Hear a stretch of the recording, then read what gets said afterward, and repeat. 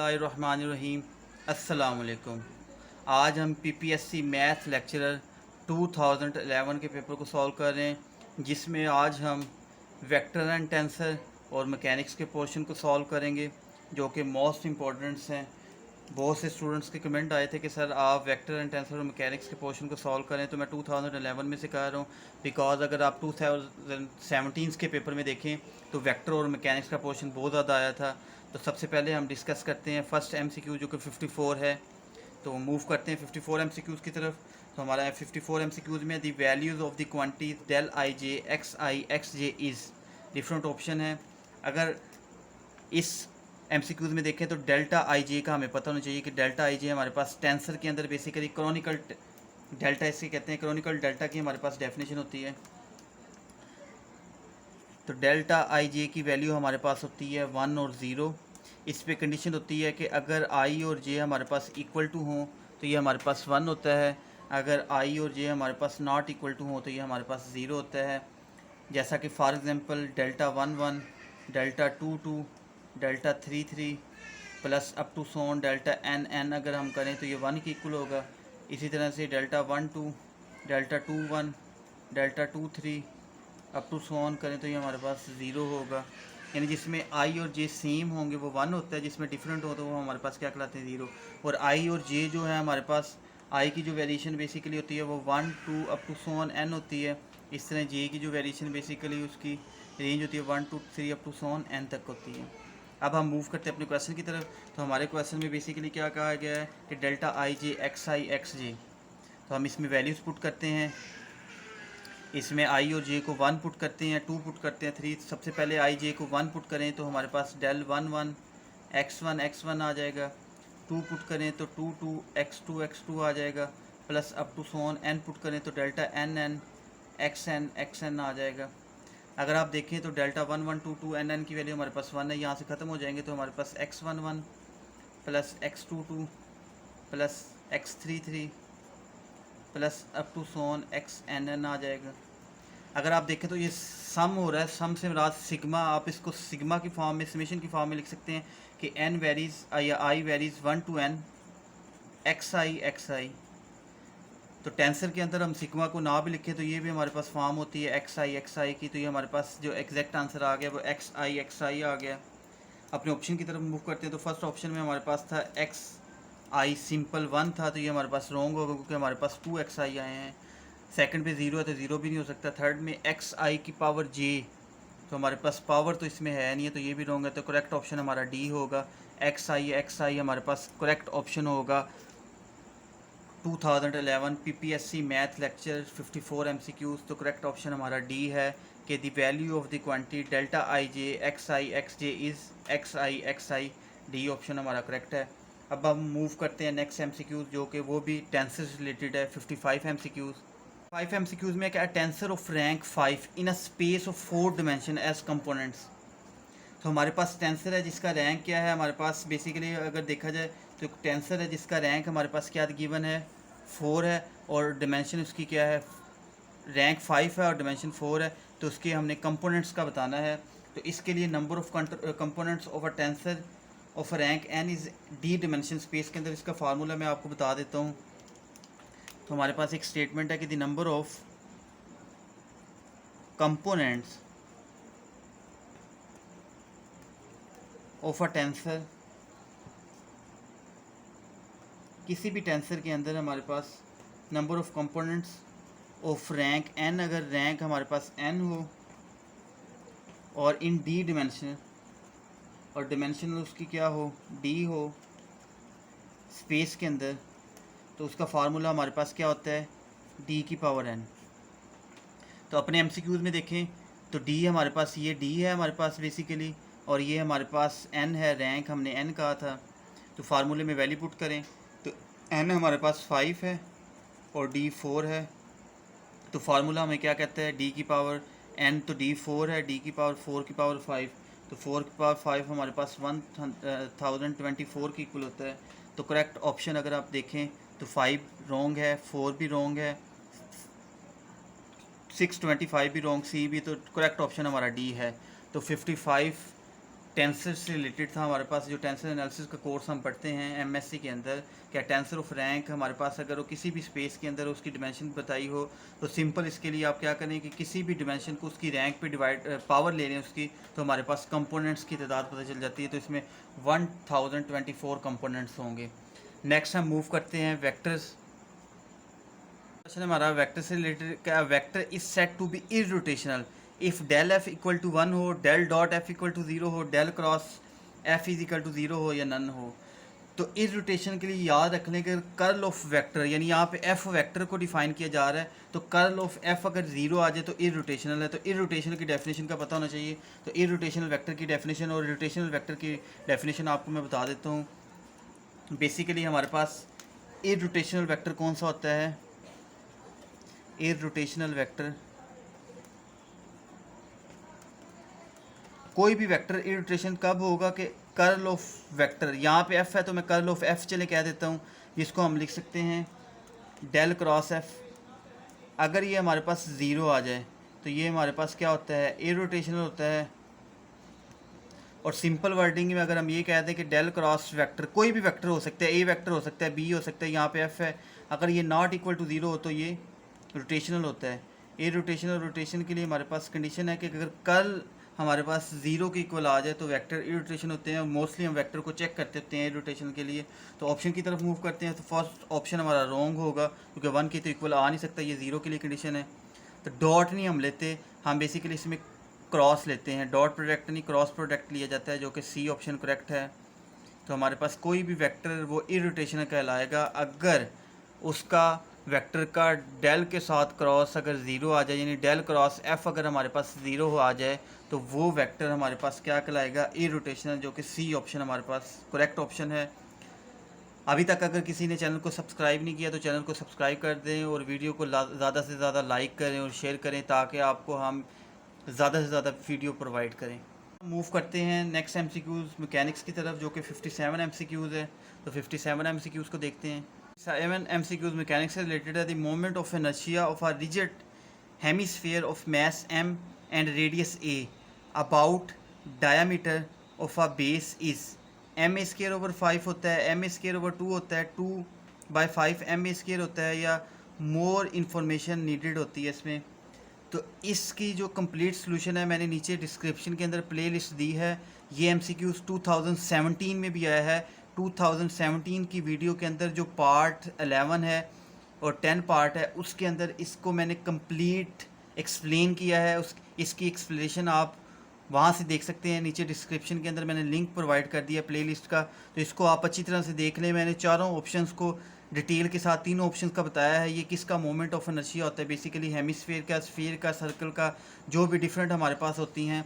तो यहाँ पे आपको मैं इस जो 57 का है डायरेक्ट आंसर बताऊँगा कि इसका हमारे पास 2/5 ma² होता है। तो याद रख लें कि हमारे पास ये जो स्टेटमेंट है कि the moment of inertia of a rigid hemisphere of mass m and radius a about a diameter of a base is, तो ये हमारे पास 2/5 ma² होता है हमारे पास। इसकी मैंने डायग्राम भी एक्सप्लेन की हुई है, तो आप नीचे डिस्क्रिप्शन में जाके लिंक देख सकते हैं, वहाँ पे इसकी डिटेल दी गई है। तो यहाँ पे हमारा सी ऑप्शन जो है वो करेक्ट होगा। ए भी रॉन्ग है, बी भी रॉन्ग है और डी भी रॉन्ग है। ए बी के लिए भी मैंने एक्सप्लेन किया हुआ है, क्योंकि मैं मज़ीद एक्सप्लेन नहीं करूँगा क्योंकि हमारा टाइम हमारे पास पहले ही कम है, क्योंकि जॉब अनाउंस हो चुकी हैं। तो आपको ज़्यादा से ज़्यादा चीज़ें प्रोवाइड की जाएँ जो आपको समझाने वाली हैं। तो ये मैंने पहले ही आपको एक्सप्लेन कर दी है। इसके लिए मैंने एक हेमिस्फीयर बनाई थी जिसको मैंने प्रॉपर प्लेन के अंदर लेके एक्सप्लेन किया था, तो ये वहाँ से आप देख सकते हैं। नेक्स्ट हम मूव करते हैं 58 एमसीक्यूज़ की तरफ।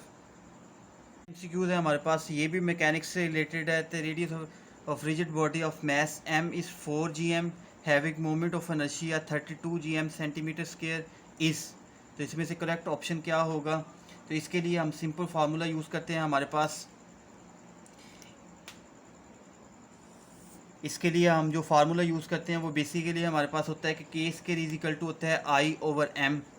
बेसिकली हमारे पास फार्मूला है कि इनर्शिया को अगर मास पे डिवाइड कर दें, तो यहाँ पे मैं डायरेक्ट आपको फार्मूला बता रहा हूँ। रेडियस फाइंड करने के लिए हम k फाइंड करते हैं, और k² हमारे पास बेसिकली होता है k² इज इक्वल टू होता है इनर्शिया डिवाइडेड बाय मास। तो इनर्शिया को हम आई से रिप्रेजेंट करते हैं और मैस को हम कैपिटल एम से, तो इनकी वैल्यूज पुट करते हैं। इस एमसीक्यूज़ में इनर्शिया हमारे पास 32 है, 32 डिवाइडेड बाय एम, मैस इसका 4 है, और यूनिट्स भी आपने चेक कर लिए हैं, ये भी जीएम में, जीएम सेम है यूनिट्स।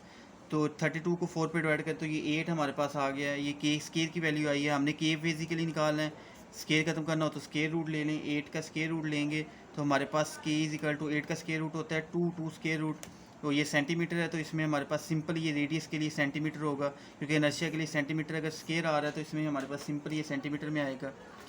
तो ऑप्शंस की तरफ जाते हैं, तो फर्स्ट ऑप्शन में हमारे पास 8 सेंटीमीटर स्केयर है, तो ये हमारे पास रॉन्ग होगा। याद रख लें रेडियस का जो यूनिट होगा वो सिंपल सेंटीमीटर में होगा। तो सेकंड, थर्ड और फोर्थ में सेंटीमीटर चेक करें, तो बी और डी वाले में देखें तो 2 स्केयर रूट सेंटीमीटर होगा। ये मैं आपको फिर बता रहा हूँ, क्योंकि ये जीएम और जीएम, क्योंकि इसका भी यूनिट्स अगर आप देखें तो जीएम में है, इसका यूनिट भी आपके पास जीएम में है। अगर मैं यूनिट्स की बात करूं तो यहाँ पे आपको यूनिट्स का भी एक्सप्लेन कर देता हूँ। 32 का यूनिट हमारे पास था GM CM square divided by mass का यूनिट हमारे पास जीएम था। ये जीएम से कैंसिल हो गया, तो सीएम स्केयर है, तो यहाँ पे स्केयर रूट लिया है, तो जब आप स्केयर रूट लेंगे तो ये सिंपल हमारे पास सेंटीमीटर आएगा। तो करेक्ट ऑप्शन बी होगा। सी और डी हमारे पास रॉन्ग ऑप्शन है, तो ये याद रख लें 2 स्केयर रूट का हमारे पास सेंटीमीटर में आएगा। तो हमारे पास रेडियस फाइंड करने के लिए किसी भी रिजिड बॉडी मैस एम और मोमेंट इनर्शिया 32 हमारे पास गिवन है, तो उसके लिए हम ये फार्मूला यूज़ करेंगे k square is equal to i over m. तो हमारे पास करेक्ट ऑप्शन क्या होगा, बी होगा। अभी तक जिसने चैनल को सब्सक्राइब नहीं किया तो चैनल को सब्सक्राइब कर दें और वीडियो को ज़्यादा से ज़्यादा लाइक करें, और कमेंट सेक्शन में लाजमी बताएं आपको किस टॉपिक से रिलेटेड वीडियो चाहिए। नेक्स्ट हम मूव करते हैं 59 एमसीक्यूज़ की तरफ। 59 एमसीक्यूज़ में the equation for the inertia for a rigid body having moments and product of inertia, हमारे पास डिफरेंट वैल्यूज़ दी गई हैं। हमने इसमें से बताना है कि कौन सा आंसर हमारे पास एग्जैक्ट है। तो हमें I x x y y x z x y given है हमारे पास। तो इसके लिए जो फार्मूला यूज़ करते हैं वो फार्मूला मैं आपको बता देता हूँ। इसके लिए जो हम बेसिकली फार्मूला यूज़ करते हैं इक्वेशन फाइंड करने के लिए, तो इस इक्वेशन को फाइंड करने के लिए हम ये फार्मूला यूज़ करते हैं। ये हमें ज़बानी पता होना चाहिए। तो इसका फार्मूला हमारे पास होता है x square I x x plus y square I y y plus z square I z z. तो 3 वैल्यूज़ हमारे पास ये होती हैं। फिर नेक्स्ट वैल्यू हमारे पास होती है 2xy i x y 2yz i y z plus 2xz i x z equal to ये हमारे पास 1 होता है। तो ये फार्मूला हमें ज़बानी पता होना चाहिए इक्वेशन निकालने का इसमें। तो अब क्या करें, जो ऊपर गिवन वैल्यू इस इक्वेशन के अंदर पुट कर दें। तो आप देखें आई एक्स एक्स की वैल्यू हमारे पास यहाँ से देख सकते हैं, आई एक्स एक्स हमारे पास 18 है, तो एक्स स्केयर के साथ हमारे पास क्या आ जाएगा 18 आ जाएगा, प्लस वाई स्केयर के साथ हमारे पास आई वाई वाई भी हमारे पास 18 है, 18 आ जाएगा। आई जी जी अगर चेक करें तो हमारे पास आई जी जी की वैल्यू हमारे पास क्या है, ये 36 है। ये बेसिकली आई जी जी है हमारे पास, ये 36 है, तो जी स्केयर इंटू 36 आ जाएगा, प्लस आई एक्स वाई देखें तो हमारे पास -13.5 है, तो ये 2xy इंटू -13.5 प्लस आई वाई जी देखें, एक्स आई वाई जी की अगर वैल्यू देखें तो ये आई वाई जी की वैल्यू भी हमारे पास 0 है और एक्स जी की वैल्यू भी, ये एक्स वाई नहीं है हमारे पास, ये करेक्ट कर लें आप, क्योंकि ये बेसिकली एक्स वाई की वैल्यू ऊपर है, तो ये हमारे पास सिर्फ वाई जी होगा। अगर ये एक्स जी है तो ये हमारे पास जी वाई या वाई जी होगा। ये दोनों ज़ीरो हैं तो लास्ट टर्म दोनों मल्टीप्लाई होकर 0 हो जाएंगे इक्वल टू 1। इस इक्वेशन को हम मज़ीद सिंप्लीफाई करते हैं। अगर आप देखें तो फर्स्ट 3 इक्वेशन में से 18 कामन है, तो 18 कामन ले लें तो हमारे पास बेसिकली क्या आ जाएगा, x square plus y square plus 2z square. इन तीनों इक्वेशन में से मैंने 18 कामन ले लिया और इसको सिंपल 13.5 को 2 से मल्टीप्लाई करें, प्लस माइनस माइनस, तो ये 27xy इज इक्वल टू 1 आ गया। तो करेक्ट आंसर हमारे पास ये आया है इस फार्मूले के अंदर सारी वैल्यूज़ पुट करने से। तो आप इसको कंपेयर करें अपने ऑप्शंस के साथ। तो फर्स्ट ऑप्शन में देखें तो फर्स्ट ऑप्शन पे यहाँ पे क्योंकि हमारे पास 2z स्केयर है, ये 2z सिंपल z स्केयर है, तो ये हमारे पास कैंसिल हो जाएगा, यानी ये ऑप्शन नहीं होगा। सेकंड हम बी को देखते हैं, तो बी में हमारे पास अगर देखें तो 18x² + y² + 2z² - 27xy = 1। तो ये हमारा ऑप्शन जो है वो करेक्ट है, बी ऑप्शन यहाँ पे करेक्ट होगा। सी भी अगर देखें तो z² हमारे पास कॉमन हमने लिया हुआ था, क्योंकि अगर देखें तो 18 हमने तीनों में से कॉमन लिया है, तो तीनों के साथ हमारे पास होगा। तो लास्ट में हमारे पास मोर इन्फॉर्मेशन नीडेड, तो हमारे पास ये भी रॉन्ग होगा।